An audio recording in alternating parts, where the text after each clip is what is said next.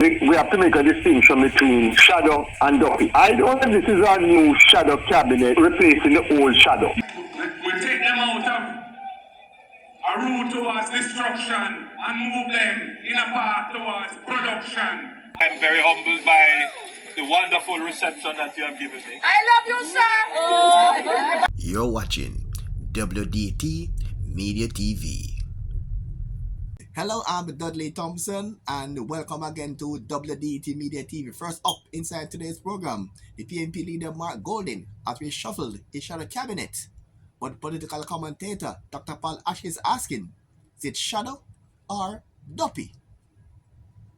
The new shadow cabinet. I think that politically and socially, we have to make a distinction between shadow and duppy. I don't think this is a new shadow cabinet replacing the old shadow, because it seems to me I can't recall anything done by the old shadow, and I don't think that the individuals now named to have some exposure before the next election. I can't understand the basis on which they have been named, but I guess it depends. You have to deal with the cards you have. But shadow, more shadow. I think we need more from the shadow than just being a mere shadow. And the announcements by themselves don't make any sense to me, because the Jamaican populace would like to hear from the individuals who have been assigned the shadow cabinet. We have not heard much from all previous shadows, and this one, from the looks of it, will seem to be no different. That was Dr. Paul Ashley. Here now is the PNP leader, Mark Golding, talking about his new shadow cabinet. As we get closer to the end of the term of this government, it's important, I think, for the opposition to put forward something that's close to what a government in waiting ought to look like. They are persons who are not intending to run in the next election, so they kind of had made that decision for various reasons, and so we wanted to expose persons who will be running in the next election. So that was really the thinking, to bring in persons and talent. We've been trying to be as inclusive as possible in our selection of candidates for the next election. But when it came to the shadow cabinet, those persons really chose themselves, and it was really after I had gone through that process that I realized, wow, there are 10 women in the shadow cabinet. Good. It's a good gender balance, so I'm pleased with that. Prime Minister Andrew Holness has expressed a displeasure after seeing a video of adults abusing a 14-year-old girl. I saw a terrible video of a young lady being beaten. I was very distressed by it. This kind of savage violence being unleashed on a child by adults who seem to have no faculty of understanding that this is something that shouldn't be done. So what we have done is we have started the analysis of our violence data in Jamaica. And when we look at violent crimes and major crimes, we see that the reported major crimes, which would be murder, shooting, robbery, assaults, and rape, break-ins, are all trending down. In fact, this year's figure is the lowest in 22 years. So crime is going down, but the perception of crime is going up. It is so because Jamaicans look at crime and violence as one entity. And what we're seeing is that though the number of crimes that are being committed are reducing, the violent nature of the crimes are increasing. Mark Golding on the campaign trail is saying that will take Jamaican youth from a path of destruction to a path of production. Our youth are another chance in life, so that we take them out of a route towards destruction and move them in a path towards production and lifting themselves and their families to a better way and a better life. The People's National Party understands the real challenges facing this country. The education system, which is failing our children. 30+% of our children leaving primary school can't read and write. 50% can't think critically and do basic arithmetic. We can't build a country like that. What happens when those children become adults? They're in problems. And that is why the school system is failing them, because we're not getting it right at the very beginning. Early childhood development and primary school, we must level up the standards. We want Jamaica to have the best system of early childhood development and primary school education in the Western Hemisphere. Start them right. They are right. They are the future. We don't want to live in a strange land. Jamaicans don't want to live in this strange land this government has created. We want a Jamaica where people can trust their leaders, where people lead with integrity, where the leaders lead with integrity and use the resources of the people only for the people. We heard Nellis from Martin sing the song about listening to scandals, scandal after scandal after scandal in the last 7 years. There is no way to trust this government. And half of the scandals have never come out to light. At least not yet. At least not yet.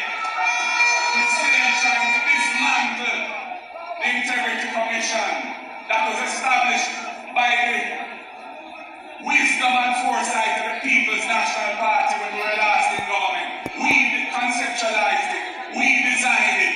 We did the legislation. We brought it to Parliament. And because it is now starting to achieve its objectives, and I'm not saying they're perfect, and they must look into themselves and make sure that they operate in a fair manner in how they deal with everybody. But at the same time, they are starting to have an impact, and we're seeing the effects of it. And the GLP's response is to try to dismantle it, to try to hide the reports from the public. And we know we can't trust them. So comrades, this is a time to be very serious.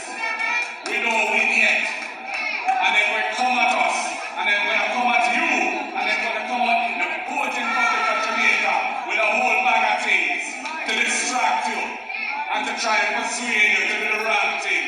But I say to you, we don't want to live in a strange land any longer. Put your eggs beside your head so you can bring back Jamaica. Prime Minister Andrew Holness receiving love in sections of Portland. I'm very happy to be in your district, Yes. and I'm very humbled by the wonderful reception that you have given me. I love you, sir. And I come also with an apology Yes, sir. for generations, because you have been waiting for water for a long time. Okay, this section just for persons living in Lake Jamaica and the Caribbean. They have a tropical warm climate year round, and they don't experience the type of winter that we see here up in North America. And just go on the outside, there's a plan what to put on, yes, what to wear, just to go on the outside when you're in like USA and you have the cold time and the snow. It's really an event. Let's give that example. In Jamaica, you just put on a shirt or against you got a road or slippers. No, when it comes to winter here, it's not like that. Because if you don't, you can be affected by the weather up here. So, give that quick example. I've got at first, you put on your coat. You know, those you put on your coat. The thick coat here that can really keep you warm in the cold time. I have to get on the coat. They want the thick coat. You have to put on a coat just to go on the outside. Just to give you a quick idea of what we're talking about here. You have to put on the coat. Yeah, but it's a serious thing here when it comes to winter here. You have to put on the coat. I have to put on the coat. And then the next thing now, you have to put on the scarf to ensure that they keep warm. Have to put on the scarf. And then you have to put on the gloves. You have to put on the gloves. to keep your hands warm. And most importantly, to avoid falling on the ice outside, and put on the proper footwear with the grip so you won't slide. These are the boots that we wear in the winter, proper ones. So you see them? The grip there so you won't slide on the outside. So you have to put on those. And also, where's my headwear? Where's my tam? And they also need to put on a tam. Yeah man, a headwear. Yes, you need to put on a tam. So you see. So you need to put on these things just to go on the outside. So, alright. Join me now on the outside. Outside here now. And some people might say that you are enjoying the snow. It's not too cold as I was anticipating, although it's snowing right now, slightly. And it's snow all around, as you can see here. But although I have my winter gears, as you can see there, it is not as cold as I was anticipating. But the snow is very high. About 12 inches of snow. Although I have my snow boots, but it's still difficult to walk in the thick snow here. Let's give you a little idea of the thickness of the snow. Alright, this is the area in the snow. And I tried to walk there earlier. But wow, very difficult here to walk in this area. I'm seeing a tire track here, like a car passed through here some time ago. When I tried to walk, but wow. Although the snow is difficult. And you can see there, you can see there how deep the snow is. Although I have my snow boots. But look here, wow. Give an idea how deep. Almost 12 inches of snow here right now. Difficult to walk in the snow. That's why the authorities have to clear the roadway. You can see the roadway is clear there, as you can see.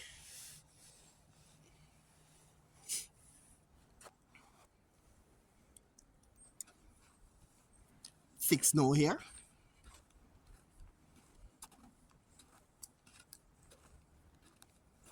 All around.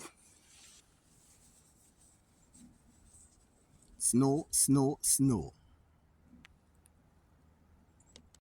I can see on the sidewalk. The snow is on the sidewalk, cleared by the authorities. They cleared the area, the roadway, and the snow is there, as you can see, on the sidewalk. You can see the snow there. All despite the sun was out yesterday, and the snow is still here.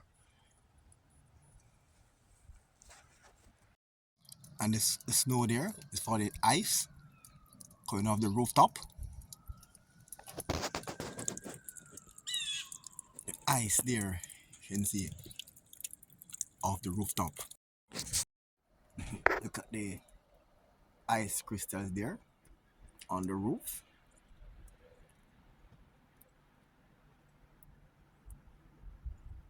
That's our end of today's show. I'm Dudley Thompson, and again, please like, share, and subscribe. And as usual, thanks for watching.